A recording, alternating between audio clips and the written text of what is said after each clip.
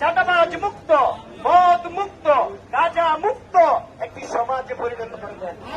গাঁজা বন্ধ হওয়ার জন্য, মদ বন্ধ হওয়ার জন্য, জুয়া বন্ধ হওয়ার জন্য, চাঁদাবাজি বন্ধ হওয়ার জন্য যা করার প্রয়োজন তা করার শক্তি সামর্থ্য তৌফিক দান। কয়েদেরকে ছাড়া আমরা সবার পিছনে থাকি, সাংবাদিক কয়েদেরকে ছাড়া আমরা সবার পিছনে থাকি।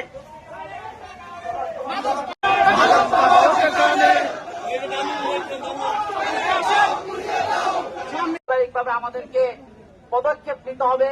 যারা আমরা বাবা মা রয়েছি, আমাদের সন্তানদেরকে মাদকের অভিশাপ সম্পর্কে সচেতন করতে হবে।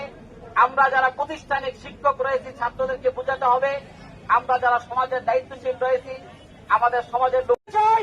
আপনারা সবাই জানেন যে গাজার মধ্যে গাজাবাসীকে ইসরায়েলরা যেভাবে কবরস্থানে পরিণত করেছে, সেখানে মাদকের সংস্থা কোথায় ছিল? আজকে লিবিয়ায়, সিরিয়ায়, ইরাকে মুসলমানদেরকে হত্যা করা হচ্ছে, সেখানে জাতিসংঘ কোথায় ছিল? বাংলাদেশের যে দেশের মধ্যে মুসলমানদেরকে নিরাপত্তা দিতে পারে না সে জাতিসংঘ। আপনাদের পাশে আছি, সাধারণ জনগণের পাশে আছি। মাদক জরুরি পাবো, মাদক কোন দলের নয়, মাদক ব্যবসায়ী কোন সমাজের নয়, মাদক ব্যবসায়ী সমাজের শত্রু, দেশের শত্রু, জনগণের শত্রু। একজন মাদক একাই যথেষ্ট পরিবারকে ধ্বংস করার জন্য।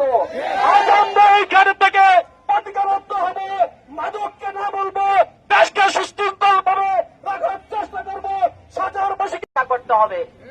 সমাজ রক্ষার জন্য পারিবারিকভাবে আমাদেরকে পদক্ষেপ নিতে হবে। যারা আমরা বাবা মা রয়েছি, আমাদের সন্তানদেরকে মাদকের অভিশাপ সম্পর্কে সচেতন করতে হবে। আমরা যারা প্রতিষ্ঠানিক শিক্ষক রয়েছি, ছাত্রদেরকে বোঝাতে হবে। আমরা যারা সমাজের দায়িত্বশীল রয়েছি, আমাদের সমাজের লোকদেরকে বোঝাতে হবে। আমরা যারা রাজনৈতিক ব্যক্তি রয়েছি, আমার দলার নেতা কর্মীদের আপনারা জানেন মাদক শ্রবণের কুফল সম্পর্কে এই এলাকার অনেক সংসার ধ্বংস হয়ে গেছে। অনেক মাকে সংসার ছেড়ে চলে যেতে হয়েছে, তাদের বাচ্চারা আজকে এতিম হয়েছে, রাস্তায় ঘুরতেছে। আপনারা জানেন এই সাচার বাজারে অনেক বিশিষ্ট ব্যবসায়ী ছিল, তাদের ধন সম্পদ, জায়গা সম্পদ বিক্রি করে তারা দিয়ে এখান থেকে চলে গিয়েছে। আপনারা কি চান মাদক